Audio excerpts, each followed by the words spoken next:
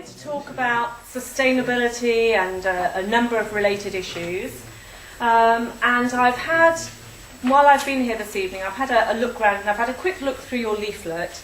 And it's probably going to be quite an interesting discussion, I think, because I'm an environmentalist and I have nothing to do with the organisation that's published that leaflet about sustainability and Agenda 21.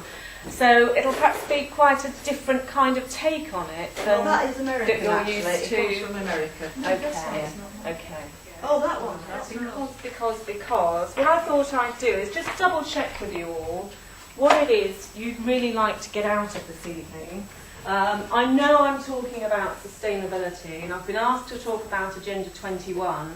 And for me, Agenda 21 is a group promoting sustainability. So I was going to kind of cover other groups that are doing the same thing as well, which is the transition stuff. So I was going to talk about Pool Agenda 21 specifically, but I can talk about Dorset Agenda 21 as well. Are there any other specific topics or questions or queries that people would like to cover during the course of the evening? Just confirm who you actually work for. Yeah, I work for the Dorset Energy Advice Centre. I'll skip through this slide later on then. I work for the Dorset Energy Advice Centre. We're a local, not-for-profit organisation, an independent organisation, and we give free advice to people about energy efficiency, about renewable energy. And my job there, it's a very small organisation, so I'm the only person doing what I do. My job there is to promote sustainability. Now, I give advice on renewables. I work with the Dorset Energy Group, which is a group that promotes renewable energy and energy efficiency across Bounemouth, Dorset and Poole. And I get involved in wider sustainability issues. My job title is Sustainable Projects Manager. Now, I may not look quite like a manager, but that's because it would not make sense, given that job role, if I drove everywhere. So I cycled here this evening, so hence the slightly informal attire. So that's what I do for a living. It's a little bit loose, it's quite a wide remit. And personally, I've been involved in promoting sustainability for a couple of decades. I initially got involved in the environment movement years and years back with the Poole and Bournemouth branch of Greenpeace, because it was just a handy place to start for me. It was something that I felt I could relate to. But my interests have become more and more local over the years about promoting sustainability at a local level. So who actually funds the centre? The centre, it's funded through installations. So if I can be more specific. If a customer comes to us and is looking for advice on energy efficiency, and they get referred to a local company, then that provides the income stream for the organisation. It's a what you call now, social enterprise, because the profits get fed back into. Is it connected to Bournemouth Borough Council? We work with. It says it's funded by East Dorset County Council. That's perhaps a little bit misleading. We work with all of the local authorities in Dorset, and we work with some of them outside of Dorset as well, Southampton and Plymouth. And what we do with them is we have specific projects, and we often create those projects. It's our idea, we run it by the local authority, they provide some funding, we administer it. And for example, the Landlords project has implemented something like energy efficiency measures in over 8,000 properties in the Bournemouth area. And so yes, we've worked with Bournemouth as a local authority to implement that. Can I ask you a question? Is it a charity? Sorry, is it a charity? It's not a charity, it's this nebulous area that's currently being called social enterprise. It is an altruistic, not-for-profit organisation, but it's not set up as a charity. Your energy lamps, they have mercury in them. Some of them do. There are modern lakes that, yeah. If you break one of those, it costs you £2,000 to clean the house up. You're supposed to have environmental people coming to clean your house if you burst one. That's not something that I've All ever right. come across yet, so maybe we could discuss that offline. I am happy to take questions throughout. I would like to kind of steer a course towards the main theme now, if that's okay. Broader sustainability issues and the role of Agenda 21 in that from where I'm coming from, which might be different from where you're coming from. But are there any other particular topics that you'd like to cover? Farming and that sort of thing. Yeah, Okay. Well, that sort of thing. Excellent. Land ownership. private housing, ownership. ownership, yeah. Immigration. Because I don't see how anything could be sustainable while Global warming. Well, Global okay. warming. I think I'm going to stop there because we don't have an infinite amount of time. But we'll see how things pan out as we go along. If there are any other stuff like really burning issues, then please do shout.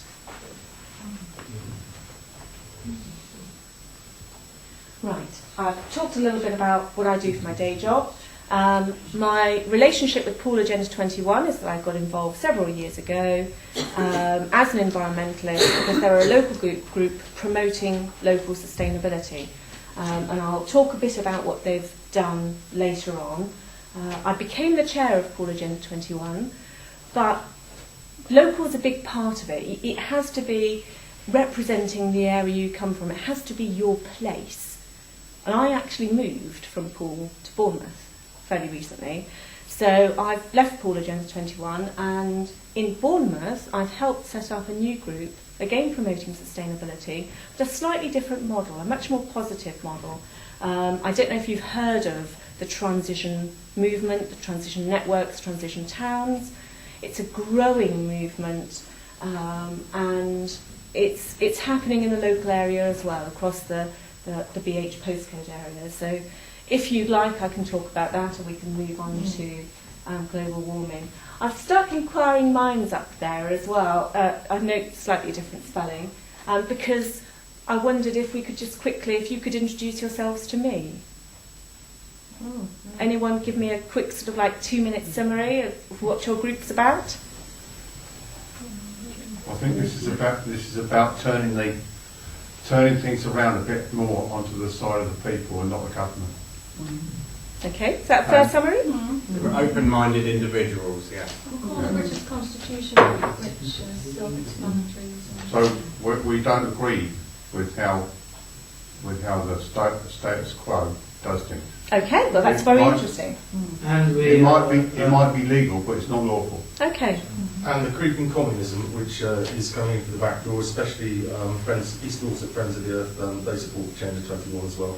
I've seen some very disturbing things on the internet last night. Okay. Personally, I'm against it completely. Right. Well, we'll get an opportunity to discuss that in more detail later on. Are you a Then. communist, by the way? Sorry? Are you a communist, or have you ever been a communist? Member of the Communist Party? No, I haven't. Okay, thank you. Is Agenda 21 backed by the European Union? In what kind Yes, it of is, way yeah. do you Financially? mean? No. My goodness, they'd be a very different group if they had some income.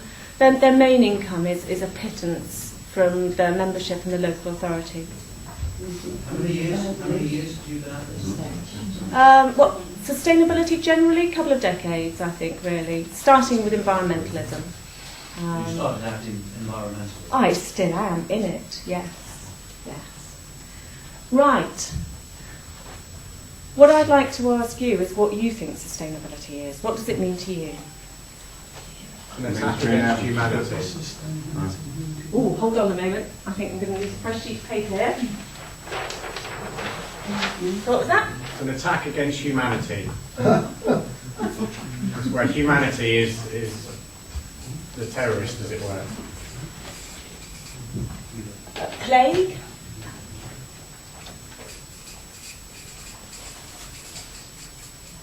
Okay. Is it eugenics?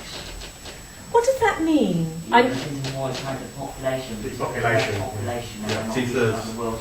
Decrease of population. Is there any agenda within that, or is it just a numbers game? 7 billion's too many, it needs to be 2. Are you familiar with the Georgia Guidestones in America? No. look into that. Jonathan Porritt said 80% of the world's population has to go. What do you think about that? That is something I was going to discuss later on, actually. Yeah, 8.5%. it's Of on the, the of syllabus. the, ostensibly of the lower orders. Oh yeah, and the lower orders in this country, yeah. We've got now the chemtrails that go over the top of us, all day. I'm sorry, I missed the... You've got chemtrails that go across here all day, and they're dropping nanotechnology stuff and all this MRSA and all the rest of it. And do you see the in the Express there's 2 species of birds. Their beaks have become long extended and the other one's crossed like that, so they can't feed properly. And it's all come from that, because it's the only thing that links between John O'Groats and Land's End.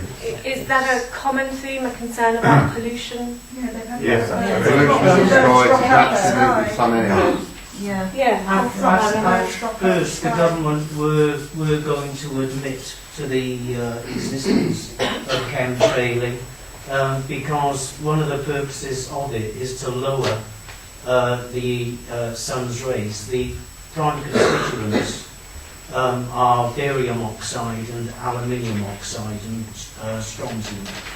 And the barium, being radiopaque, has cut out something like 15% of the sun's rays or thereabouts. But then you see, Killing the Government bees. was going to own up to it, Right. but then if they owned up to it in the guise of preventing global warming, which is what they were going to do, they had fears that people would then investigate what they were spraying. So the whole thing was hushed up. Yeah. and the other thing about that is that the global warming is from the ice caps melting from underneath, because the earth is heating up, not the sun's rays coming into the earth. And that's been proved, but they want to cover that up to do what they want to do. It's a little bit difficult to summarise some of that, really. But we were going on to sort of pollution and that sort of thing, yeah. and, but that's what's going on. So it's all kept under wraps, so nobody understands really what's going on. And it's all a big lie. It's all this carbon thing is a lie. Can I just Pollution question and the medicine. whole idea of sustainability? It's socialism. It seems to be a meaningless concept, because nothing is sustainable. Everything is in flux. Everything changes. We're in a state of we are born, we mature, and we degrade, and everything changes all the time. Nothing can be sustained. The idea of sustaining things is an illusion. There's only a finite amount of things that you can extract from the ground anyway. That is a very good point. Let's perhaps go back to that one, which is that if you think about it, we know that there is one planet, that is Earth, and so that just are finite resources, aren't there? We can't use up any more than what's here. We can use less, we can use the same amount, but we can't use any more. But then it says that energy can only be transferred from one state to another. So you're only changing energy around. It's only moving around like this, and it will come back as it comes around. Everything will come back again. There's no unsustainable thing Energy in can the only oil be field. transferred from one form to another. That's right. Yeah. So at the moment we've got a living planet that sustains life, and Yeah. all of that could be transformed into a dead planet that does not sustain life. Could I just, Yes. could I just ask, in your career of environmentalism, which government ministers do you have personally met? Only Joan Ruddock and Simon Hughes. Joan Ruddock, when she was working in DEC as the climate change secretary, something like that, and Simon Hughes when he was the shadow equivalent, shadow environment minister.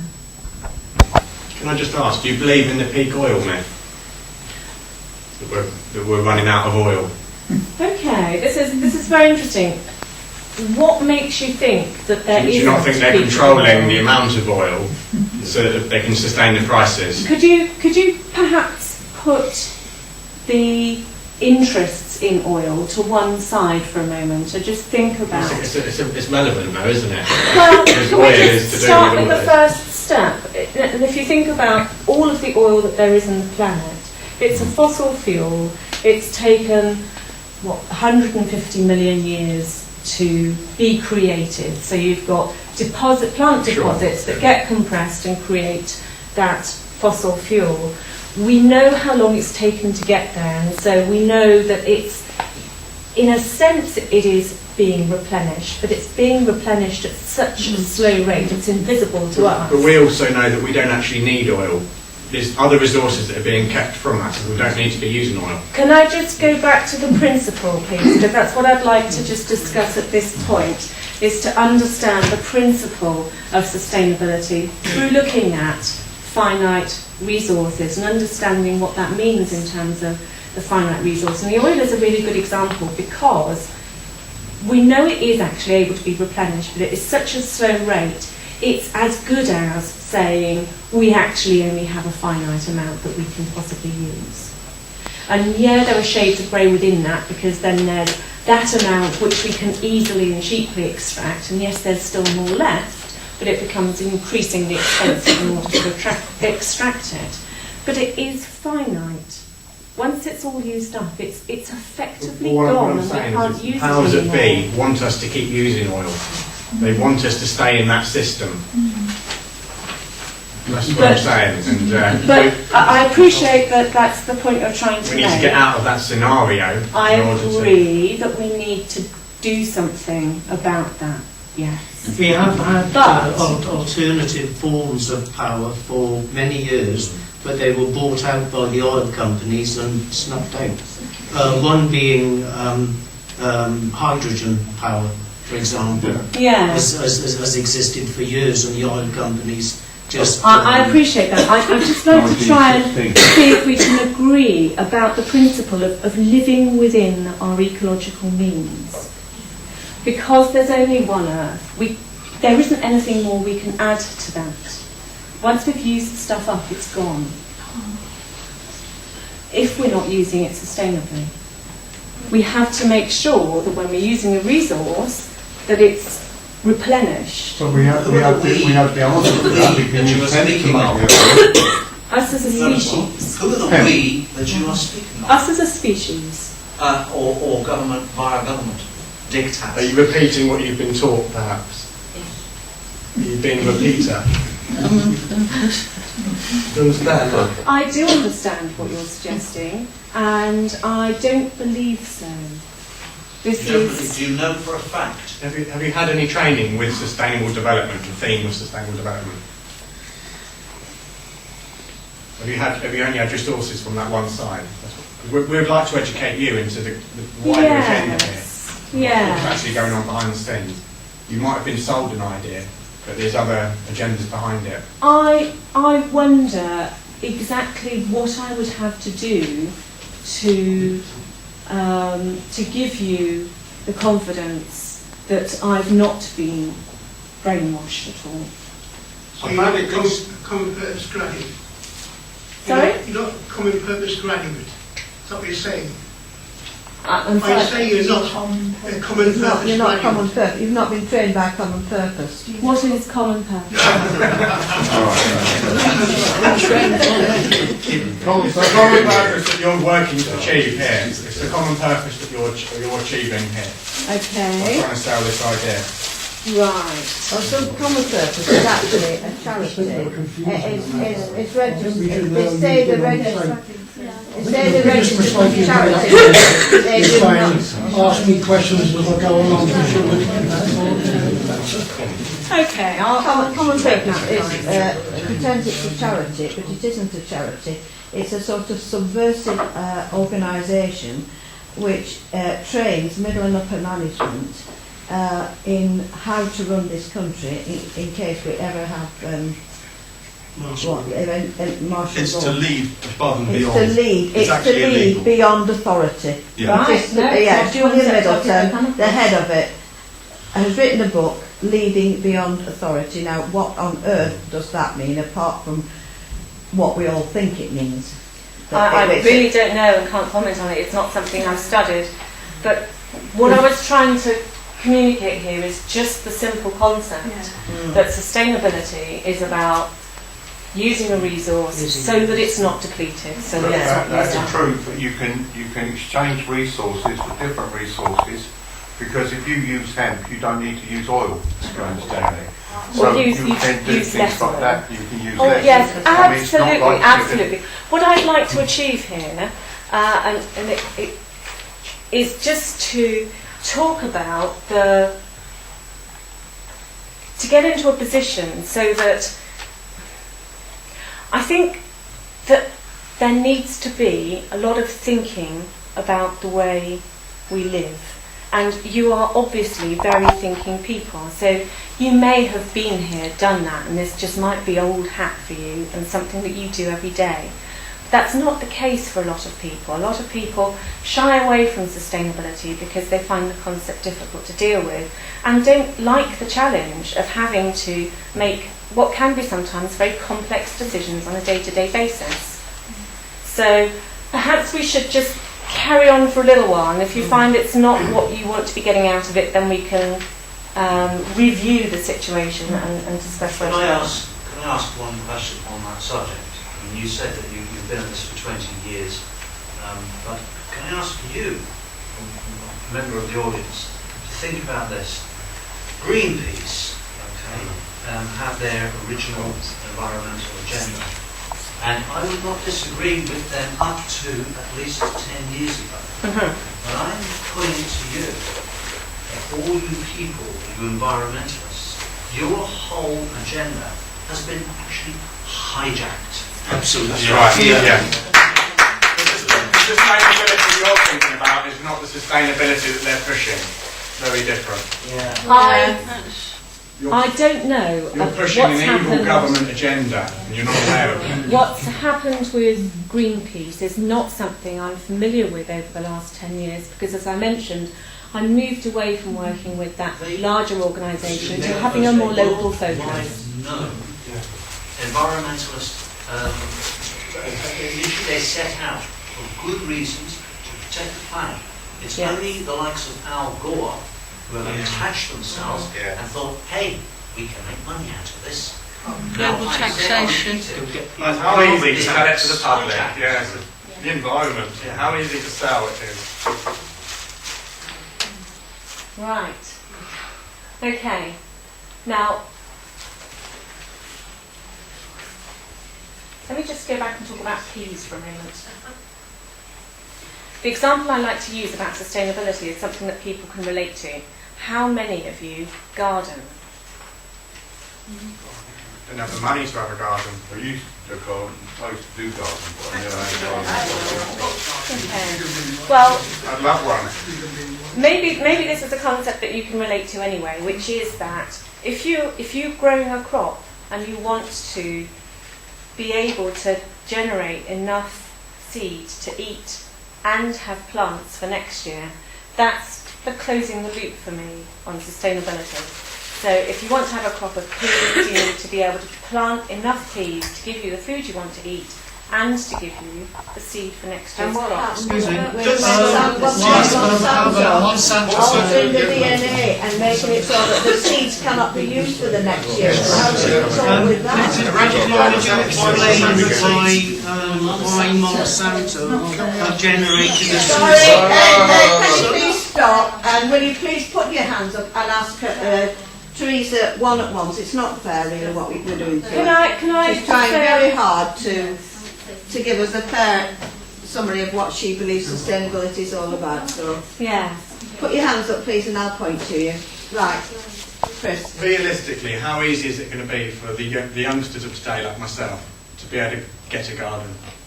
Well, there are always means, like the land share scheme.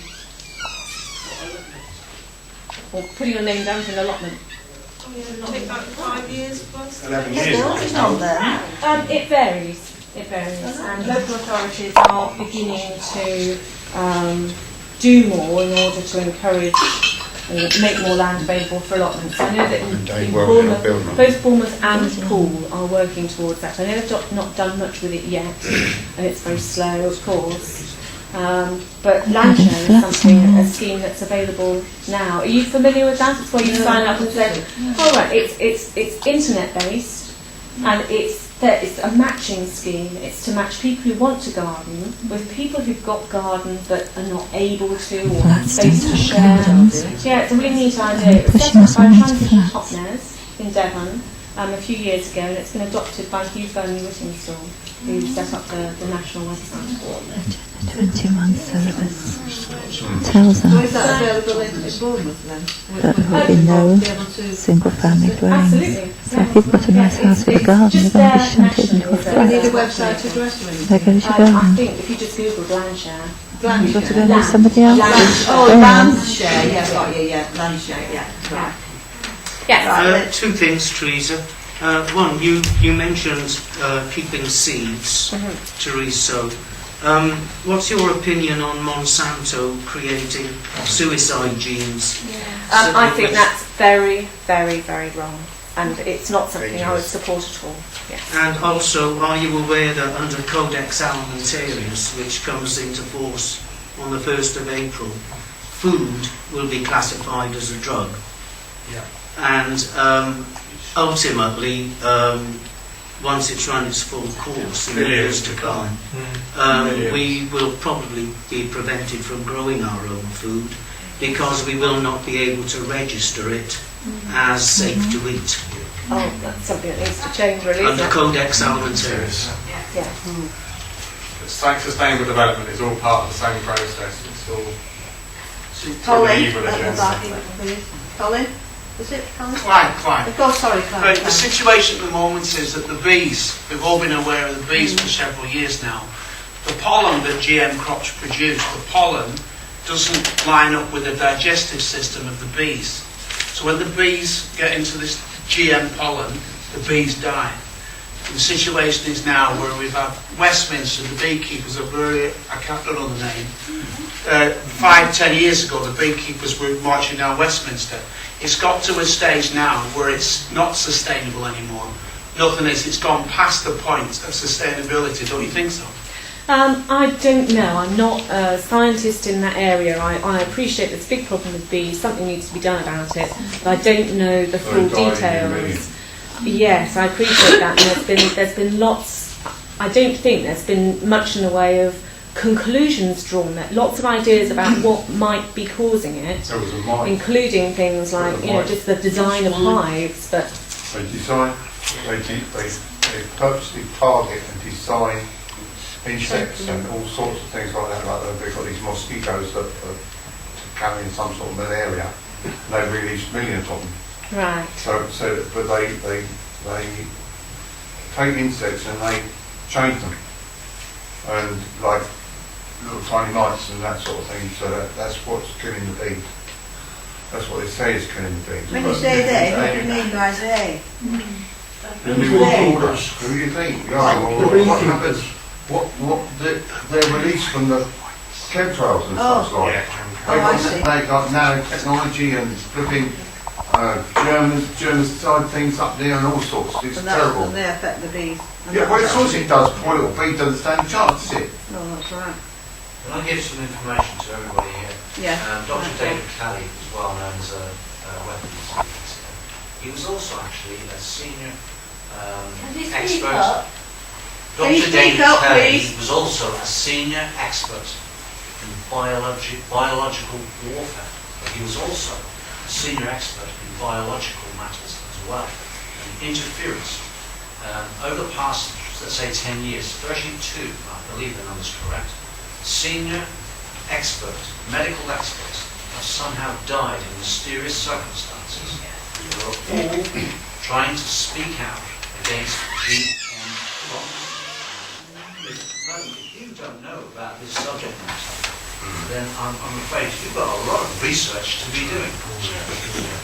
And I'll tell you this, if you don't understand what lateral thinking is, you need to start learning how to apply what is told to you to be able to question what you are being told may just in fact be a big gargantuan lie. Absolutely. Please don't misread what you're getting from us as hostility. No, All right? thank you. You're taking a hell of a bashing here. I think you're very brave to keep on We do standing feel a there bit sorry keep for you, smiling to be at honest. Your job is to put over sustainability, the official view and version of sustainability. I a would lot of us disagree have that looked one it's step official, further. actually, yes. And I was going to come on to that later about my perspective on sustainability in terms of where we're going. I disagree that what I'm promoting is the official view, because from my perspective, the official view is greenwash. And what I wanted to discuss later on was sustainable development as a concept, because I don't think that that's something that makes sense as a concept, not in the way that it's used. So my view of the official line is actually business as usual with a bit of green bling. You see, just ordinary common sense will say that you mustn't be greedy, you mustn't abuse the environment. Yes. That's common sense. Yes. But how do you bring into this that they worked it so that you can buy an apple from New Zealand for the same price as you can buy an apple grown down the end of the street? Yeah. I mean, where's our carbon footprint there? Absolutely. You know, it's been externalised, hasn't it? Yeah. Yes, I agree that the system is flawed, that it's not recognising environmental costs. But in this country, our environmental footprint is minuscule. And what is being done to us is we are being taxed and forced down this green route as if we are the perpetrators against it. Our activities in the whole world, the size of Britain, is absolutely minuscule. And what we pump out is CO2. CO2, there's another issue there, is nothing by comparison to China and America. And China and America were the two leading proponents at the Copenhagen summit on global warming who dissented. Yes, I know. The Americans have sold us the biggest con and dud in the world, and they are the two biggest dissenters. They're not following. Why is that? I disagree that we have a small carbon footprint, because I don't think we do. Well, you say we're in a big world. Britain, for its size, its land mass, it's minuscule by comparison to America. Yes, everybody in England on the Isle of Wight. But if you look at where our stuff comes from, here for example, if you look at what I'm trying to look at here is thinking about sustainability in our day-to-day activities. So putting on a pair of shoes, for example. Where's the material for those come from? Where were they made exactly? How fair was that labour? How sustainable is the system that developing that? The biggest profit out of the sale? We want Corporation pay for factories that we used to produce our own stuff. Okay, So but a lot of globalisation is the reason. Why should we pay? We're going to have to pay. It's the corporates who have made the 200% markup by paying the Chinese worker 50p a month. We're not to blame. It's the corporates. Can I just go back to your earlier point, which I was challenging, which was about our footprint? When we buy goods that are manufactured in China, then we are becoming responsible for the footprint of those goods. Please, one at once, put your hands up. So I think a substantial amount of the carbon dioxide emissions in places like China, where they're manufacturing goods largely for us, we're one of their main markets, It's fed to then us. that is, well, not going to comment on that, except to say here, whenever we buy something, we're making a choice. And that is the real point that I would like Yes, to that's make. education of the public. I mean, this is the whole point. Every time I go into Tesco's and I see parents buying this cheap crap made in China for the parents, and I just feel like going up and saying, look, get a wet kipper, slap it around your face, wake up. Buy something wooden, buy something decent that will last the child's life, it can possibly pass on the use. Plastic, it's just, in the end, what will happen is you'll probably be going into landfills, recycling plastic in the future. I absolutely agree, except about the wet kipper. Yeah. You're trying to indirectly make us. Please, will you not shout out unless you're asked? Fern next, thank you. Yeah, I go to America and I've spent hours in a department store and other people have trying to find something that's not made in China. And it's not what we want because our jobs have gone to China. Yeah. This is the government stroke. Nice. Corporations make profits. Yeah. So there is no real choice about where you buy your stuff from. I disagree actually. There are lots of choices. It's more here, it's more but difficult. it's getting more difficult over here as it is in America. I can't It's buy a pair spreading of more. China's made in America or England. I've looked online, it's Yeah, impossible. you can't. There is no choice. And what happens when there's no choice? Tyranny, just like the light bulbs coming in, right? Where you've got no choice, you should be offered a choice. No, or do you think that we should just be have these things thrust upon us? When Can I that's just tyranny. ask, I know you just asked a question, I'll take that gentleman's question in a moment. Did you say China, bone China? No, China. You just I'm trainers, sorry, trainers, trainers. shoes, Oh, clothes. okay. I'm having to buy utilitarian stuff because I seriously can't buy and will not buy that despotic regime. Yeah. Animal rights abuses, human rights abuses. I mean, what the hell are we doing business with the company for? Yeah. I mean, people attack. It hasn't been forgotten that there's some members of the community who will not buy Japanese stuff from what happened in the Second World War. Will not buy German stuff. Why the hell should I buy Chinese stuff? They're monsters. Well, the question I'd like to ask is why do you think it's difficult to actually avoid doing that? When you buy things, okay, let me try and phrase that more carefully. When you want to buy something, or when you feel a need for something, then there are a wide range of choices.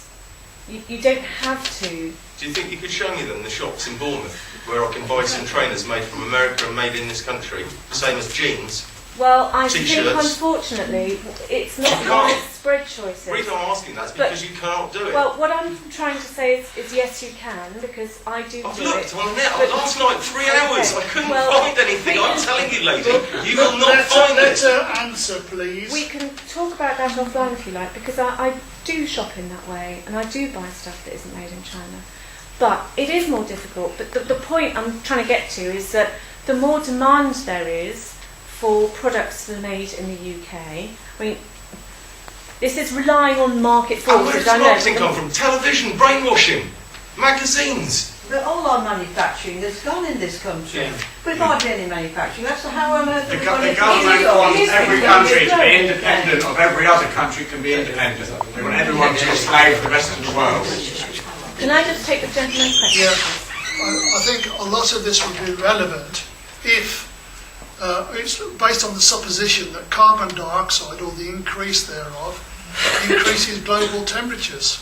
But there is no evidence for that whatsoever. If you look in the historical record, which scientists have done, you will find that carbon dioxide increases after temperature rises. So carbon dioxide is not driving temperature change. Well, I'm not a scientist. I'm not competent in terms of arguing that on a scientific basis. And I am happy to take the IPCC data from the fourth assessment report as a guide, because my role in local groups, local sustainability groups, trying to lobby local government and national government to make changes, I have to use something that they will accept as a common denominator. And the IPCC fourth assessment report is that for them. I can go to my local authority and say, look, this is actually what it says in this report, and they won't be able to refute that. Yeah, but So I'm not going to argue on the science. Yeah, but there's considerable doubt about the IPCC, on And the scientists, and the fact that the data has been twisted to suit the global warming agenda. Don't forget the leaked emails. I went to lecture with a man who was the person that actually told the authority, and he said, I have to lie. And he showed us how it was done by moving it. He said 1 year they moved it along a month so that it seemed as if it was rising, and all this sort of thing goes on. I've talked to a number of people who would disagree. So I think we'll just have to disagree on that one. I'm with climate change, the majority of climate change scientists. Global temperatures have been falling for the last 10 years. Read Christopher Booker in the Sunday Telegraph. Yeah. David, you had something to say. You didn't manage to say it. Can you remember what it was? We're going to a 10-year... Dave Fox. I forgot what I was going to say. Oh. Steve, you were going to say something. What were you going to say? I have a copy here of a book which a very, very good woman gave to me some months ago, and I read it. It's by Al Gore. It's his Nobel Peace Prize lecture from 2007. In it, he suckers up to Mr. Blair and to others. But the key is this. Within the book, and I've read it and I've photocopy of it, he's actually said the words that it's about tax. Okay? Now, I attended a meeting where Minister Chris Hume, and several other people in our families, we attended Camford School in Poole just before December, and I gave him a copy of this, and I asked him to read it. And I had a letter published in the local rag, about global warming. Bournemouth Echo? Yes. Uh-huh. And what was published since that time, there had been a succession of promotional people coming into the letters pages of the Echo. All of them employed, their living depends upon pushing the global climate change agenda. And unfortunately, in your opening speech, you said you make this as your living. So you're not quite likely to open up and admit that you the other way round by promoting a government agenda.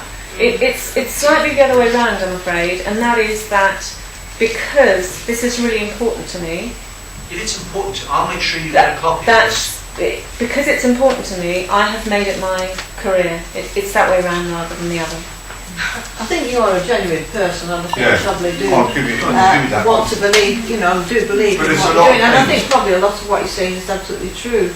But I think there's a lot of other stuff which we all need to know about, which the big boys are actually promoting and are in charge of, really. Tell you what, we've got some DVDs that will make your eyes pop. I'd rather not see them, to be honest. I like my eyes where they are. If you're interested in environmentalism, you should watch the DVDs if you're interested. One of the things I'm interested in is what I can do as a person to make a difference. And that's why I'm particularly involved in the transition movement, because I think it's a real proper grassroots movement about encouraging. What does that actually mean? Yeah, okay, I'll skip on to that then, because I think we've probably covered a lot of the stuff around sustainability. There's my greenwash slide. I just wanted to make a point about this idea of sustainable development being greenwash. I do not think we can have perpetual economic growth with a finite planet. It just does not compute for me. Does that resonate with anyone? Do you disagree with that? I disagree. Corporations at one time they had 3 times more people than what there is today. So I don't see why not. It's just that how it's being done today. How the government is pushing it. If we have a finite amount of resource and we're using that to make stuff, we cannot perpetually use it. It will get used up. It will So be the gone. corporations Virtually have all. to end. The corporations have to end. We are, all I'm saying is not how it's done, just that the idea of perpetual economic growth, increasing economic growth, is not something that is feasible on our planet. A new thing which is, just hold on a second, a new thing which has happened, which I found very disturbing, I don't really understand it, but it's to do with the people who buy and sell commodities, and they have never before actually bought and stored commodities like wheat, corn, food, and that is the new thing in the future. They are actually going to hold people to ransom. They're going to have huge warehouses like we once had, full of butter and that sort of thing, which I think they got rid of eventually. But that's all going to start again because the big bankers are actually going to start dealing in food commodities, which is absolutely despicable. Because it's going to hold all of us to ransom, isn't it? Sorry, Steve, please. Rodney, will you stop? Just one. Steve. Teresa, with the utmost respect to you and your origins in environmentalism, okay, listened enough, and I'm saying a lot of what you're saying is sustainable, this is running out, that's running out. Please, when you go away from this meeting tomorrow, think about this. Perhaps you are pushing the agenda behind it. It's all about making people fearful. It's fear-mongering, which is what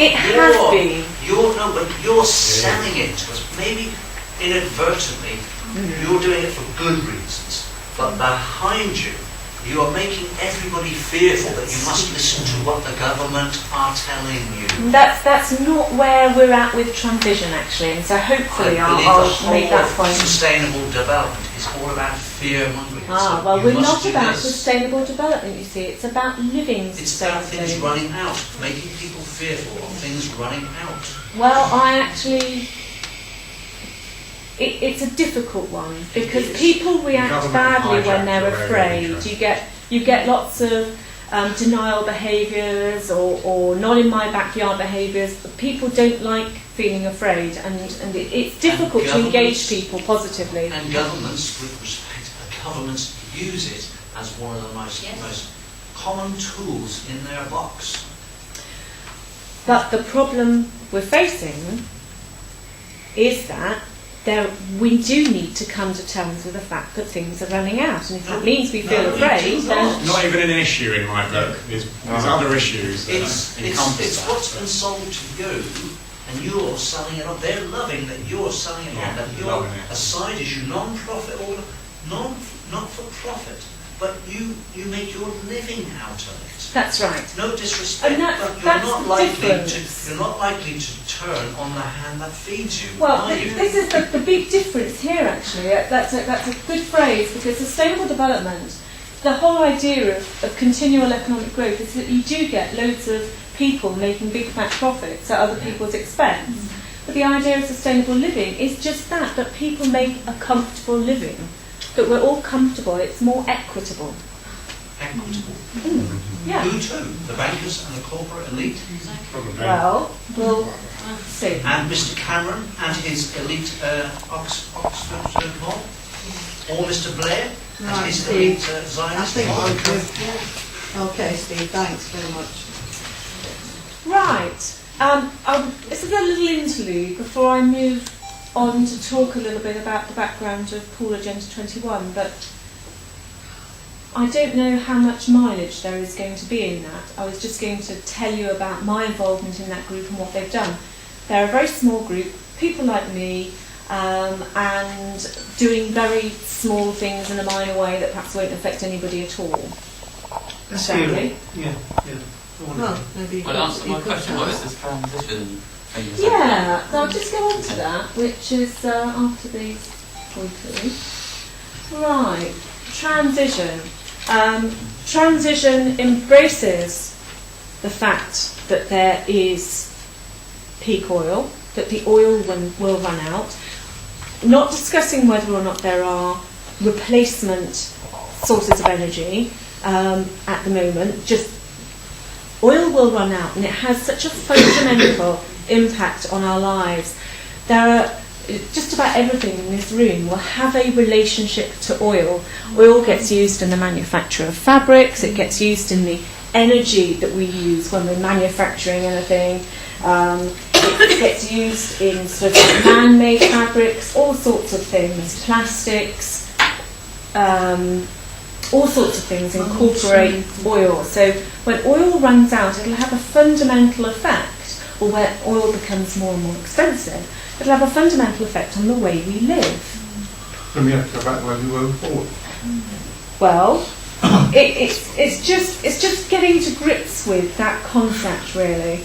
So peak oil is an issue, something needs to be done about it, and similarly, climate change, for those that accept the climate change science as demonstrated by the IPCC,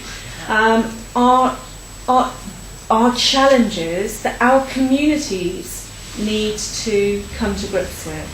And it's about managing the transition between the way we live now, which are really high energy lives in terms of the fossil fuels that we use, moving to a different way of living that requires less energy, but is not less enjoyable, but is actually more fulfilling. But then haven't you allowed the multiples have too much a grip on all big industries? You can see Monsanto that's taken over the farming industry, literally destroyed the natural farming. The seeds that we produce to have our crops have now been more or less dried up because of the behaviour and the arrogance and of Monsanto. And we see it right through the pharmaceutical industries. There are a horrendous amount of medication on the market which is totally unnecessary. Great burden on the National Health Service, and more importantly, iatrogenesis now have become epidemic in the health service. While our governments will tell us we are very concerned about people drinking alcohol and smoking, obesity, those three are damaging health. But the greatest damage to society, health, is the enormity of the government's arrogance, really, in the determination to vaccinate children with no proper precautions, whether there may be a possibility, whether indeed there are far more deaths attributed to these problems of vaccination, but they eliminate toxicology and forensic pathology, which denies the true evaluation of causation of death, giving us a false claim that all these things are beneficial to us. But what is done, it is destroyed. We're not short of money in the health service. There is plenty of money in the health service, but the way it is managed and taken over again by the big multiples pharmaceutical industry. I agree, there are some very, very big players, and there's no quick answer to how things are going to work out. But on a very small local level, there are things that you can do that perhaps minimise the impact of those multinationals. For example, in Totnes, which is where the first transition town was started in the UK, they introduced the concept of the Totnes pound. And it's tied to the sterling, but it's got its own little identity. And the idea is that it stops the leakage of money out of the local economy. So when you buy something in your local shop, not your Tesco's, then you might get your change, including some Totnes pounds, but because it's not sterling, you will only then spend it in your local shops. So it's making your local economy more resilient. It's also regionalising. But the biggest disease of all, recounting multiples, is the apathy of the people. We are very apathetic country, and we talk about these things, but when it comes to putting your shoulder to the wheel and to do something about it, a lot of talk, but a lot, too much apathy. Well, I have to say, in my experience, I'd agree. The transition network, though, has been growing very quickly. It started with, has anybody come across the idea, the concept of permaculture? Yeah, very good. Well, I've seen it, but I can't remember what it was. It's about sustainability. It's about living and designing sustainability into systems, actually.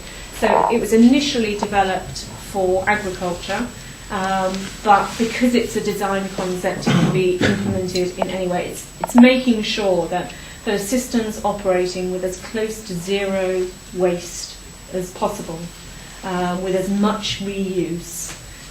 It's a bit like that old make, do and lend kind of philosophy. Anyway, there's a growing interest in permaculture, and there was a permaculture lecturer called Rob Hopkins who was lecturing in Kinsale in Ireland, and challenged his permaculture students to say, right, okay, for this dissertation, let's produce an energy descent plan for Kinsale. You know, at this point in time, 2005, Kinsale is a user of, let's say, 10,000 barrels of oil equivalent a year. How do we change that over the course of 20 years? So it's quite a comprehensive plan they put together to say, how can we move to this sort of lower energy economy? And that was where the idea of the transition town sort of germinated. And then he came back to England, went to Totnes and just met up with some guys, and they started this idea of how do we make our little local communities more sustainable, more resilient, more able to withstand the kind of massive changes that there might be when we do suddenly find that oil is, £10 a litre, or I don't buy oil, so I don't actually know how much petrol is, for example. But saying regionalisation in areas. Do you not think that the idea of making people go internal into their little communities is actually a surreptitious plan to get people to be regionalised in their own little cocoons, because a vast majority of people are looking at the government, and it's one way of distracting everybody off from pointing the lights at the government and the establishment. A bit like invading Abyssinia. It's by trying to get people to look more into their tiny little village and become subverted into their little village. And in actual fact, across Britain, a mass of the public are looking at governments. It's a plan to make us look there, look small, look in there, but you're all controlled by Big Brother. And it's the nanny state. They're controlling all of this pervert Chartist, get everybody into their little communities. Yeah, and then we'll come down on you even harder from the EU. I don't feel controlled. You will do. Obviously not. Yes, David. You mentioned that one of the evaluations was oil consumption based. The town, that they used the equivalent of so many barrels of oil in a year. Yes. As I mentioned earlier, alternative methods of energy have been around. I don't just mean wind turbines and wave power, things like that. I mean things like hydrogen power. Because when you burn hydrogen, what do you get? What do you waste? Well, there's hydrogen, water, oxygen, and okay. It combines with the oxygen, produces H2O. Water, that's your total waste. Now, hydrogen power has been known about for 50 years. Yeah. As I say, it was snuffed out by the oil industry many years ago, who saw it as a threat. Over the last 15, 20 years, we've had solar power, Now, if you combine the two, you've got solar power.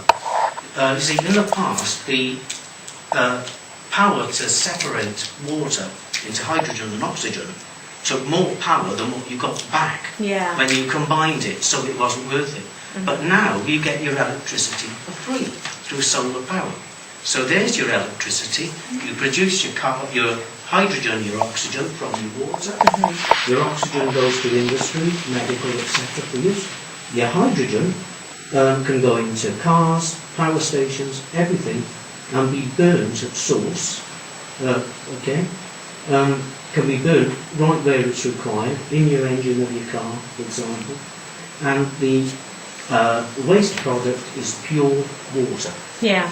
Now that technology exists, and yet they've still got you. With respect, this is where we're trying to say to you, possibly you can't see the wood for the trees.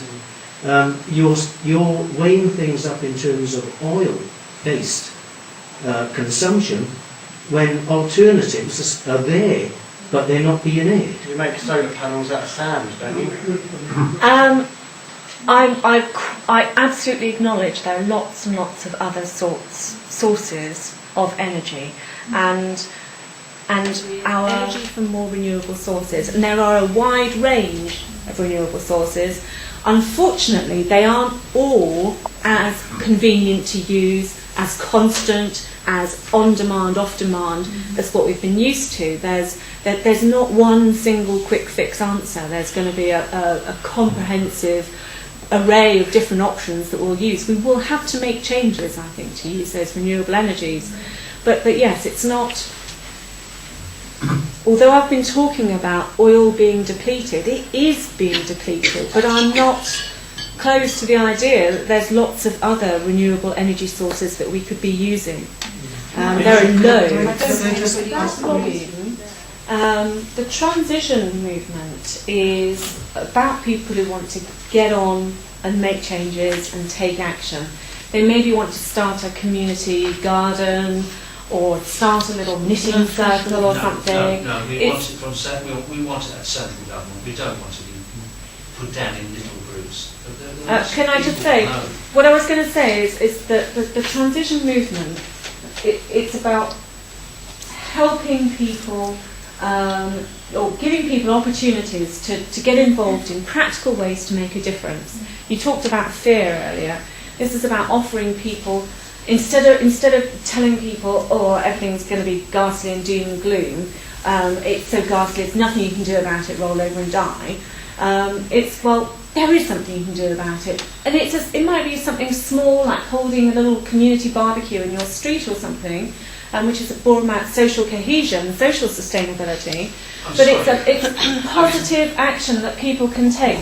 Lobbying is generally not something that the transition movement are. It's a young movement still. I mean, it started in Ireland in 2005 and didn't get to the UK until 2006. It's a young movement. They're being contained.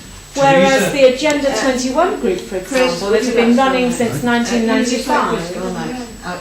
Teresa, your transition town sounds very much to me like the David Cameron big society.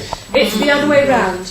It is the other way round. I think that the Conservatives have been picking buzzwords out of what's been happening in the transition movement. This idea of localism and resilience and stuff, they've been picking up those buzzwords, I think, from the transition movement. Something though, I think it's a good idea, these small things, and I think we do have a lot of wastage in our society, and I think it's very good to be frugal, which I do try to be. But the thing is, how can you fight big government? For instance, how much say did we have when, as Marilyn's just said, our apple orchards in Kent were destroyed on orders from the European Union? How can we fight that? How can we fight the fact that today, like yesterday I read in the paper, we've sold our last port in Britain to the Arabs? We haven't got a port left, everybody, in this country that we actually own. We're selling the White Cliffs of Dover. How do we stop? Those are the things we need to be thinking about. How do we stop big government from doing these things which are against us? Who owns Pool then? Who owns what, sorry? I don't know, but they've all been sold. It said in the paper, well, I know you haven't to believe everything you read, but it did say that we have sold our last, I think you've got an article in your packet about it. Our last port in this country has been sold. They were thinking of selling the White Cliffs of Dover, which I think they've probably done it by now. Well, one of the How ideas, do we stop big government from doing things against the people of this country? Well, I'm going to try and answer that, and that is one of the ideas that's come out of the transition is that it's too big a job to try and fix government head on. So from grassroots up, the transition movement is about making communities resilient so that if through people or climate change the structures of government crumble and can't deal with the changes that are happening, there will already be new structures in place because the transition movement will have built them. So it's a different approach to that problem. Food, absolutely. We import 50% of our vegetables and 95% of our fruit. Absolutely. And there's a lot we can do about that. And that's one area that we're really, really keen on. And it's a way of engaging everybody. But we're stopping. We're actually, all our dairy farms are being destroyed because the European Union has this crazy idea that all dairy farming should happen in France, that real farming should go on in France. The only farming that's going to be allowed in Britain is wheat farming by the very, very rich farmers of Lincolnshire and Norfolk. Except the it was on the telly rapeseed oil for biofuels. Yeah. And it was on the television about, it was a couple of years ago, one dairy farmer in this country, and this was a couple of years ago, he was being paid $140,000 a year by the EU to do nothing. And he slaughtered his herd, and he just sat on his backside and got his $140,000 a year. EU for what it's doing, because surely I can see an incredibly inefficient process in terms of the agriculture. Absolutely, and it is extremely frustrating. And you know, I don't have the answers, but to answer that earlier question, why isn't the transition movement lobbying against that? In actual fact, certainly within this local area, because we've got an old established environmental group whose activities have diminished over the years, which is Paul Agenda 21, we've kind of divided responsibilities. Paul Agenda 21 spends a lot of its time lobbying rather than doing practical projects and practical action. So they're the group now that, you know, will be writing to the government or helping the local MPs and have had some success doing so. But the transition groups, they have a reluctance to engage in that process because they want to get hands-on, they want to do stuff. Maybe that's something that will change over time, but that's just the way it is locally. Excuse me, Chris, would you like to? Would you agree that a good place to start would be to maybe make advertising illegal? Because all these adverts are telling people that they must buy this and they must buy that, and to feel insignificant if they haven't got an Xbox or whatever. And also the amount of packaging, because that comes with advertising as well. Make advertising illegal. I do think that that's a big problem, and a problem that people are influenced by advertising as well. So it's the corporations that need to be approached and not the people necessarily. Well, I don't know. It would be great if it were possible to help people to question advertising more. And this is where I'm kind of was coming from with these ideas about sustainability questions. You know, well, if you're going to buy some lunch, do think about whether it's recycled packaging, whether you can then recycle the packaging. Is the little plastic window on the sandwiches, is that biodegradable? It can be. But so, you know, as a consumer you can make those choices instead of just being influenced by advertising. Andy, would you like to go ahead? And then we'll have You've got listed climate change as a threat. Why is climate change a threat? Why have you got it there? It's because I think it is a threat largely. I know it's not entirely bad news. You know, when we've moved into a situation when we have longer, hotter summers and you can plan for having a barbecue in 2 weeks' time, that will be quite convenient. When we're growing olives in Dorset, that will be quite convenient. But the fact that you know, the whole of the shape of our coastline will have changed because the sea level will have risen. Proven incorrect.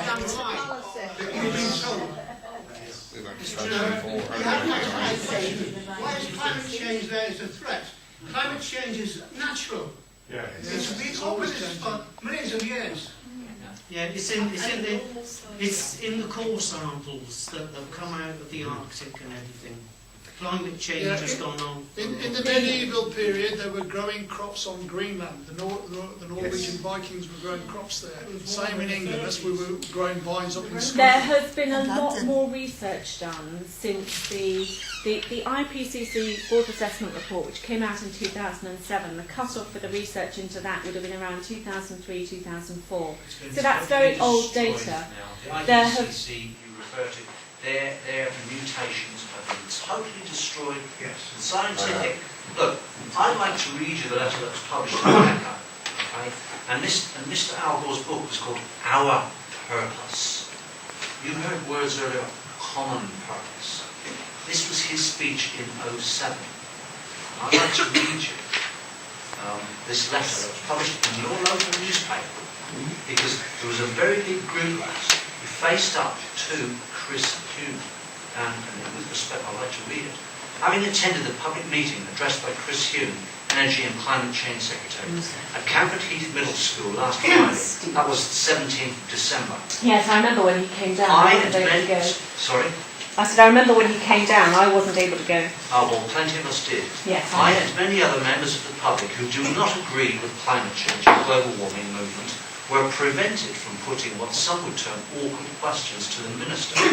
During his speech, Mr. Hume, without referring to anything specific, mentioned statistics and science that backs up his views. He also made some brief comments about recent climate change summit in Cancun, Mexico, but definitely moved past the subject of the Copenhagen summit, which seems to have been a sore subject. At the close of the meeting, Mr. Hume was given and accepted a copy of Al Gore's Nobel Peace Prize lecture, an acceptance speech from 2007. That's this booklet, 60 pages, entitled Our Purpose. Mr. Hume was asked to read it in light of evidence which has come to light over the past 2 years in respect of the data and science used originally that has since been discredited. Never mind carbon credits. So much for free speech, then. Now, excuse me, with the greatest respect, I don't think you should be here lecturing us, because you need to go and do a lot of learning and retell some of your environmentalists. We're all on the same planet here, but we're in the same sort of boat as you. But you, unfortunately, are pushing a government worldwide, Al Gore corporate agenda. And I'm not here. Shall we just go on, you go on. What I would say is that I don't feel that the agenda I'm pushing is in alignment with corporates or governments at the moment. Key issue is the letter was published, okay? Oh, and yes. Nobody has rebutted the letter. Chris Hume hasn't. Nobody has rebutted the fact that the whole of all the data has been totally discredited. A couple of years ago, I read an article, a disgusting article, in the Independent newspaper, written by Johan Harry. He's a fat little journalist who is a pro-Labour socialist, and he wrote a 3,000-word article tearing into climate change people, or the anti-climate change people. Disgusting article. I wrote back a nasty piece at him. He's a Duke himself. He, as a senior journalist within the Independent newspaper, is disgusting. He was basically saying, you climate change skeptics, you're all deniers, you're all wrong.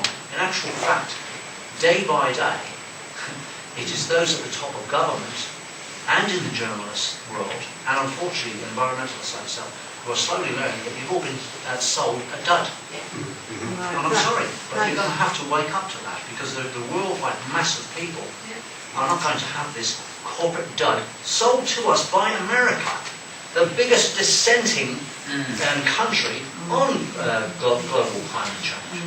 Yeah, our parliamentarians through Labour, Tories and the Lib Dems. They will not put up their hands and admit that they have been sold a dud. It's despicable. But my God, the people are actually shining a light on how stupid our government ministers are across the political spectrum. Because not one of those parties dares to say, oh, it's a dud, because they've all been entrapped into it and selling it. Thanks, Steve. Thank you. Would you like to go? Oh, Yeah. And then Derek after that. Okay. Sorry, Derek, I forgot you. Sorry. Yeah, it's really, I mean, it's wonderful what you're doing with these people and whatever, but I think we need to go to the roots of Agenda 21 because that's the logo that you're working under. And to us, can we explain maybe to you what that logo means to us? Can somebody read her out from the Rio Summit 92? The agenda syllabus. And everything on the list of things that are being phased out and have to go. Somebody here tonight was talking to me about a friend who has a little holiday home. Yeah, that's a partial list. She has a holiday home that's about to be seconded from her by the local council. They want to take it over, make her rent it themselves, force buy it, whatever. And that is part of Agenda 21. But perhaps if Margaret could read the list, then you'll know where we're focusing. Is it the syllabus that you want? All to go, haven't they? Inappropriate social structures, weaknesses in legal and institutional systems, modern attitudes towards nature, Judeo-Christian Islamic religions, private property is the very important one, population growth, human population density, consumerism, fragmentation of habitat, cemeteries, derelict lands, rubbish strips, etc., sewers, drain systems, pipelines, land use that serves human needs, fisheries, golf courses, scuba diving, synthetic drugs, fragmentation, agricultural development, forestry urbanisation, impervious surfaces, and then the other list is... Not the word fragmentation there. Pardon? Transition. Read transition for fragmentation. Yeah, right. Not the word fragmentation there. Pardon? Transition.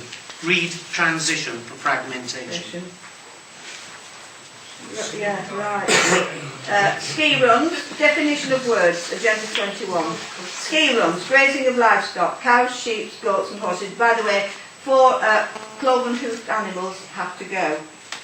Disturbance of the soil surface, which is on page 350. Large hoofed animals, compaction of soil, reduction, filtration. Fencing of pastures or paddocks.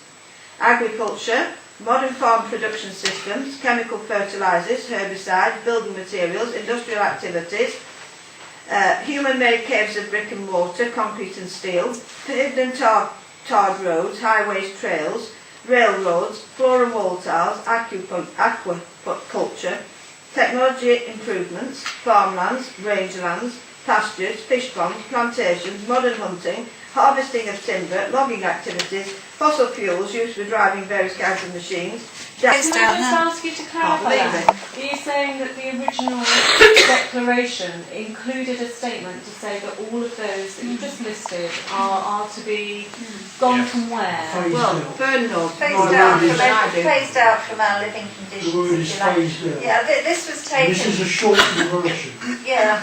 This is taken specifically from a Dr. Stan Monteith in America who's done a study of it, and he's got it on his website, and he refers you to their website. Because I've looked through the original documents and it doesn't, I don't remember anything like that there. There's a lot of it though, but so that's what that logo means. Yeah, well, that logo there is a dove, the planet there. There's a lot of it though, but so that's what that logo means. Yeah, well, that logo there is a dove, the planet, and an olive branch. You know, it's about peace in Rio as the first summit looking at the environmental challenges and biodiversity. Loss of biodiversity was one of those at that point. What I understand, which is probably a little bit different from you, is that there was a two-pronged approach, which was that there was the international agreement and that nationally governments would make commitments about doing something to address the environmental issues, and that at the same time there would be across the globe a grassroots local Agenda 21 movement. So it was a top-down and a bottom-up approach. Now what happened in the UK, I mean the Pool Agenda 21 group got set up, because Rio was 92, and Pool Agenda 21 got set up in 1995. So there was just a small number of local people and interested organisations that came together, formed the local Agenda 21 group, and the kind of things that they did was they helped start a local community garden, built ponds, went to sort of like local fetes and tried to promote the idea of sustainability to local people, just living more simple lives, using resources more responsibly. And gradually over time the membership of the group has dwindled and there's been less resource to actually get on and do things. One of the last things that the group did was, with the Herpetological Society and in English Nature, was put together the strategy for nature conservation for pools. So those are the kind of things that that group is involved in and where its interests lie. And as I said earlier, because it's been getting less active, it's really only the lobbying element that's remained. I can give you an example of the kind of things that they've been increasing because a lot of other people have realised that you've actually hijacked by the corporates and the government. Well, I think I'd feel as if I'd been more effective if I'd had their backing. I think you should wake up. Steve, that's a bit harsh. So these are the kind of things that Pool Agenda 21 has been involved in and has been promoting. So we've got the Tatton Organic Patch, which is very successful now and is operating a community garden using permaculture principles, and it's become part of the permaculture land project, which is teaching people about permaculture. The Heritage Cycleway's been built, and there's information about that on the Pool Council website. The Dorset Rapid Light Rail System, you might be aware that with Bournemouth, Dorset and Poole, that sort of multi-area, there's a three-pronged structure for addressing our energy use. One is the Dorset Pool, the Bournemouth Pool and Dorset renewable energy strategy. One's the energy efficiency strategy, and one is to do with transport. And at the moment there's a consultation going on about the new local transport plans. And Pool Agenda 21 have been promoting for years this idea of reducing congestion and car use across the conurbation by having more better use of our existing rail system and perhaps adopting light rail as well. Unfortunately, of course, it's the type of thing that needs a massive amount of capital funding to actually do. And there have been very few cities in the UK that have implemented light rail systems or re-implemented light rail systems, because of course lots of them did have them at one point. The thing is, the government will not make that a priority, which it should do. I mean, it's quite happy to spend more than 15 billion in sticking an underground railway through the centre of London, because that's where all the financiers live. But they're not prepared to, and also spend 30 billion building a new rail line to Birmingham, which is not really necessary. But they're not prepared to put money into the big cities and even small cities like Bournemouth and give us a proper transport system. I agree. It's a bit of a bugbear.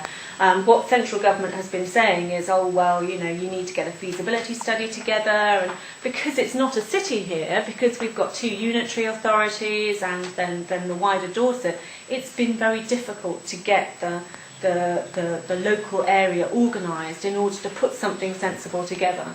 It's been very frustrating, as you can see. Well, that says 2000, but really and honestly, they've been working on. That was when 2000, when Darts was incorporated into the local transport plan. The next version of the local transport plan it got ditched from. But we've been working on that idea for since the beginning. The point is, everything is driven by the financial power which controls governments throughout the world. and what happens, what the government do is follow orders from this financial power. This is the problem. This is why we're in the state that we're in. Well, I'd challenge that, because when you go to the continent, they seem to have much better rail systems. So it is doable. It's just that we haven't actually really managed it in the UK. Integrated transport systems, not just rail on the continent. But I think the City of London has far greater influence in Britain than other financial centres have in their countries, because the City of London is a sort of global centre for globalisation and the international financial system. Maybe. Derek, did you want to say something? Yeah, about 20 years ago, back in Swansea, there was a compound there which housed something in the region about 20-30 families. Now these families are children, grandparents and what have you. They live very, very close to Mother Nature. They built their houses from what they collected from the woods nearby. Mud huts, that was the type of development. And everybody, it appears, in Swansea were quite happy to have these people living just on the outskirts of Swansea, not far from the beautiful resource of sort of Mumbers, Langland Bay, that type of area. And then a few years afterwards, some big developer comes along. Now Swansea City was quite happy to have these people living there. And then some big developer comes along. I think lots of people are trying different ways of working with their respective local authorities to get sort of like planning permission for communities or for just individual dwellings that are living more closely to nature. And it's something, planning is just one of those areas where they're glacially slow in their response to wider changes, and it's probably to do with the kind of long-term thinking that a planner ought to have. But yeah, it's an area that I think will only change slowly, sadly. I do believe there's a tremendous amount of people are desperately worried about the way the world is going. They're even more frightened of future generations. And you hear so many people, I've left children, well, why do I bring them into this world? Which is a sad thing to hear say, but you can understand why. And I think if we could motivate these people who feel so angry about what they're doing to our world, motivate them into a more powerful group, we could begin to think we may be getting somewhere. But unfortunately, we got little groups here, there and everywhere, all dedicated, all wanting change, all wanting a better quality of life.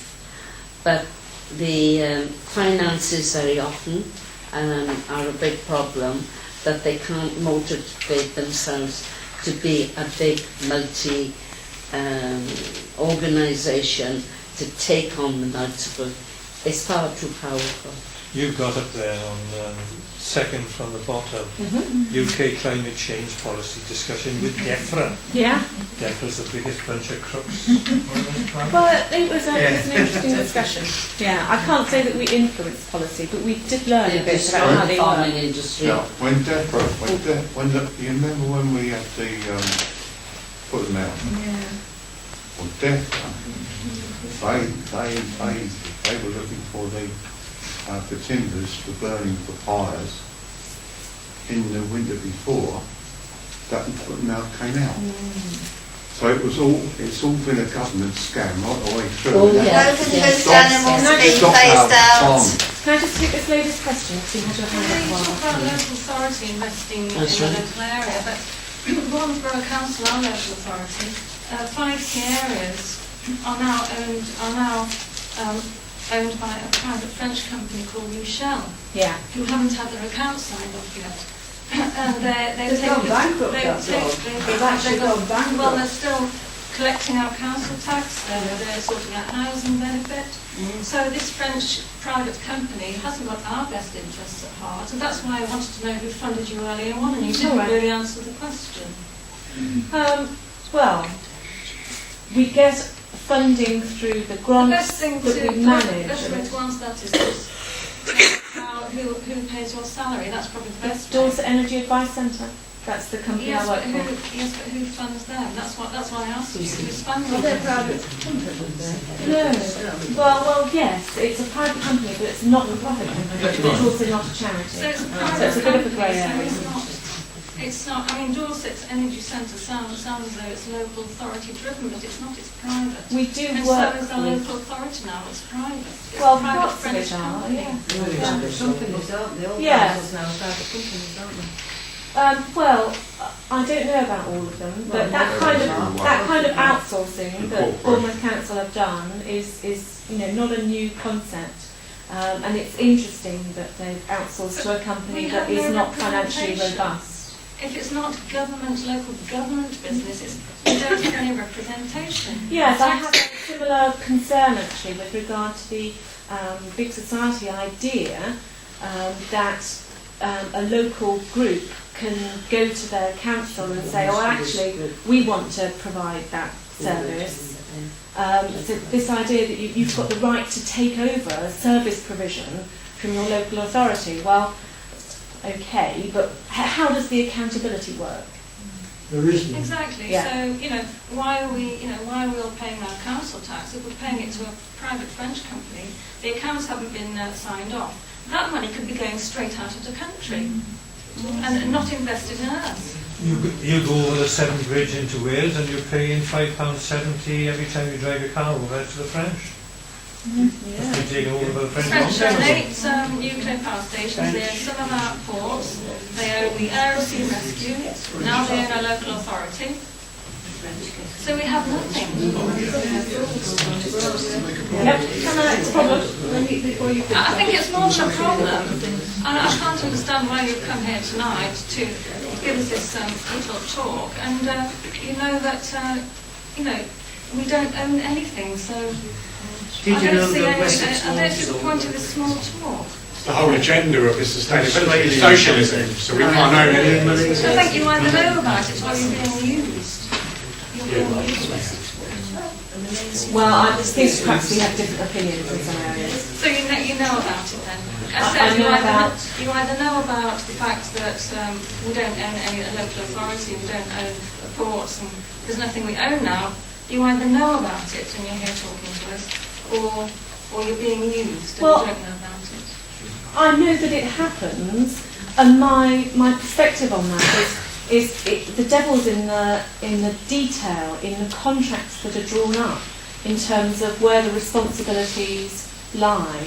If the responsibility and accountability is engineered so that even if that third party is a French company, they're still obliged to provide the services to the service level agreements that are necessary, then it's a business arrangement. But we don't have a contract with the council, the French council now that we've got, and we've got no say at all. What I'm saying is that the Bournemouth Borough Council, If they don't come and collect our rubbish and clean out our cage, we can't even hold them accountable at all. We can't say, look, you've broken the contract. Because you ring them up and they say, well, this is Michelle, it's nothing to do with us. And they keep telling you to ring different people and nobody takes any responsibility. But yesterday... Then the implementation is flawed. Of course it is. We know that. But yesterday... What I'm trying to say is it doesn't have to have been implemented in a way that the accountability isn't there. Yeah, So I don't have a problem with the principle of it, but I do have a problem when it's done badly. George Osborne came out with it yesterday in yesterday's budget that you have it's going to be made a lot easier for bigger companies to take over the companies in this country, the smaller companies. Charity, you're going to end up leaving a little 10%. It's going to give you a little taster. 10%, leave something to charity. 10% of your inheritance to charity. Charity will be running all the other sort of services, and the big boys will be making a fortune. So if you've got a complaint about your rubbish, you'll have to go to some sort of charity organisation to get it all cleaned up, and that's the sort of the way that we go. Ghastly, isn't it? Yeah.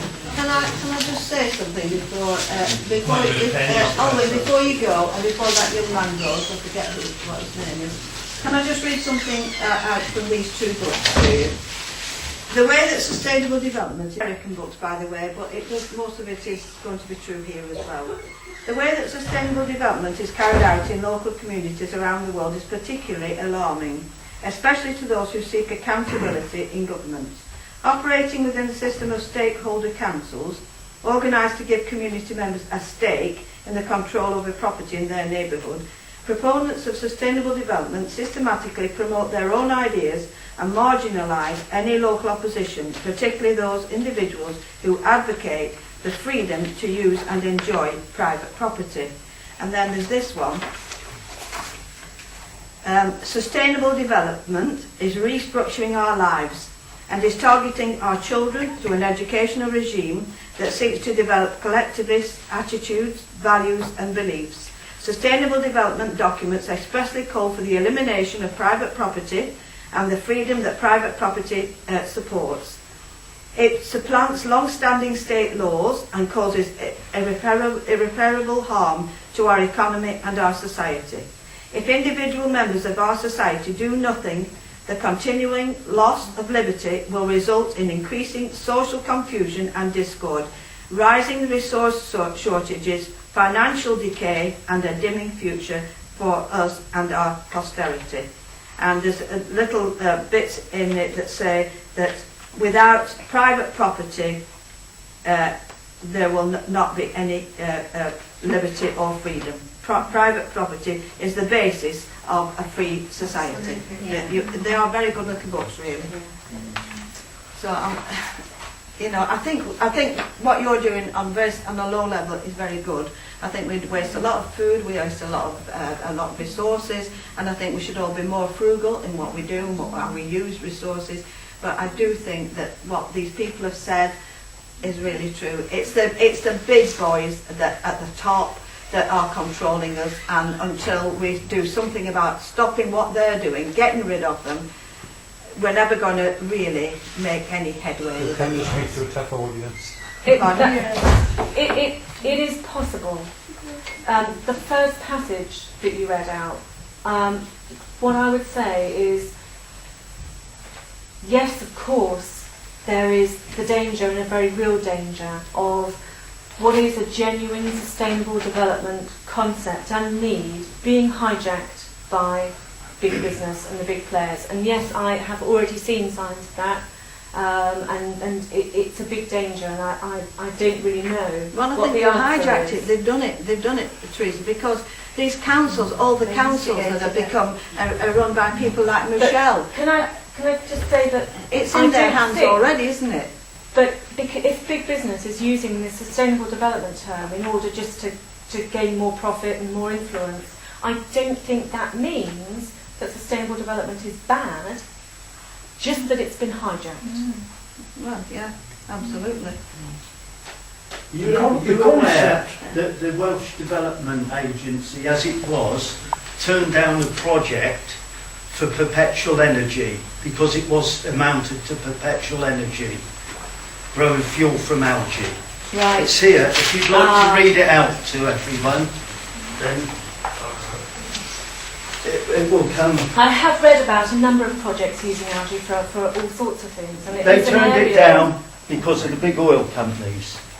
If you'd like to read that out to everyone. Well, I'm a member of that network, and I know the person, John Nicholson. yeah. If you read that out to everyone, because that amounted to perpetual energy, growing algae from waste carbon, Yeah. for running diesel vehicles and converting into fuel for petrol I'm vehicles. sure- They didn't want it because it was free energy. It's just Tesla developed free energy over 100 years ago. He was turned down by JP Morgan because it amounted to free energy for the world. Yeah, but is it commercial? And all these things are invented and they're all suppressed. Everyone's heard of everlasting light bulbs, but they're absolutely minor things. The absolutely stupid government car scrappage scheme enabled them to scrap loads of vehicles that would run on waste vegetable oil, which is about the most environmentally based fuel, because they were selling all this fuel to Germany to run German vehicles and to convert into fuel, into diesel fuel. But this government scrapped all those vehicles, and what they've lumbered us with is a load of medieval electronically controlled petrol vehicles that can only be repaired by some stooge with a computer. And they'll be scrapped in a few years' time, and they'll all have mobile phones fitted in them, so that they can do you on the road charging and know where you are at any one particular time. See, I wouldn't have ever said that scheme for scrapping vehicles was sustainable in any way. Pardon? I wouldn't have ever said that scheme for scrapping vehicles was about absolutely sustainability. stupid. Yes, and but lots of things are lots of things fuel motivated from by money. algae. Yeah. They can get 2,000 gallons, they say, from 1 acre. Palm oil produces 650 gallons. This is in a year. So which is better? I'm sure. And that is fed on waste carbon, whatever that consists of. Yes. What they're saying harms what makes the trees grow and all the plants grow. Yeah. It's all a load of rubbish, all this government thing. They're a load of hypocrites, so it's a load of bunk. Margaret, can you book this gentleman for They proved it with the cars, they proved it with the fuel. They've produced devices to make big American vehicles do 200 to the gallon in vaporising carburetors. They changed the fuel so that it doesn't vaporise. All these inventions are buried by the big manufacturers and the oil companies. You know, I mean, the ridiculous cars now that do 50 to the gallon and things like that, that could be vastly improved. Oh, but it's the oil companies, the governments and all that. Yes. And the World Bank. Banks. The advertising again as well. You know, why when there seemed to be a moment in time where people started designing smaller and smaller cars, and then all of a sudden there was this fad for these four-wheel drive monster thingies. Yeah, but they're cheap to run because they'll run on waste veg oil. Well, the older ones. Yeah. And they're sustainable. They're repairable. Whereas this other rubbish that's all coming from Taiwan and Korea. Lasts 10 minutes and you throw it away. It's total rubbish. The radiators fall to bits. And things. unsustainable. Yeah, and it's shipped from the other side of the world, which is even more ridiculous. And all the good cars that would run on waste fuels and were repairable and maintainable have been scrapped and shipped over to India and all these other places. Absolutely. You know, I mean, the government, a lot of them want hanging, really. And they're finding it. They want hanging. At least we agree on one thing. Yeah, they want hanging because they're the biggest load of hypocrites out and anti-humanity and everything like that. Teresa, are your treason has been reported up and down the country in several different police stations? Silenced, yeah. You know they're challenging the courts as well, do you? Do you know that the courts are operating under the wrong sort of law? No. Well, they are. We are commoners and we should be tried under common law. The courts are acting under statute commercial law, which is is not Corpus Juris. It's not the right law. And people are now protesting in the court and refusing to allow the judges to go ahead with the court. We attended a thing in... I admire your tenacity and what you believe in, and you're 100% behind it. Thank you very much. But I honestly believe it's all been allowed to go too far or too long, and unless the British people stand up as a force they carry on until they finish us. Yeah, but what it means is that we've got to stick together. We've got to support one another. We've got to go to meetings together. We've got to go and protest against the wind farms. They're another con. You know, when things happen in the paper, we've got to let each other know that these things are on and tell each other, we're going to be there at a certain date, will you all come? We need to get round and do these things and support each other. More importantly, we need to get the public to take an interest. Well, they are doing. I mean, the wind farm, Teresa, there's been before demonstrations about that. There have been demonstrations against the selling off of the forest. So people are starting to wake up on specific areas. Excuse me, Margaret. Sorry, go on, Derek. Can I ask Teresa, there was a shot up there with a gentleman on a barbecue. Can you tell me where you got the sausages from? Because they look quite big from you. I'm afraid I don't know. It wasn't a party I'd organised, but yeah. Thank you. Marilyn. On the question of these wind turbines, we plan to spend, according to Christopher Book in the Science Telegraph, we plan to spend 140 billion on thousands of more wind turbines. Supposing we had the same conditions as before Christmas, when we had still air conditions and freezing temperatures, none of that 140 billion would be producing any energy whatsoever, in which case we'd have to somehow supply the energy by some other means. And if that's so, why do we need to spend 140 billion on the wind turbines in the first place? And you can't store the energy either. It takes You can microwave Teresa, out in Japan, 2 weeks ago. Should we draw this to a close, and then, I'll stay here if people want to have more general discussions, or we can, go to the bar or something. Can I just say, before you all go, can we give Teresa a big clap? I think she did very great.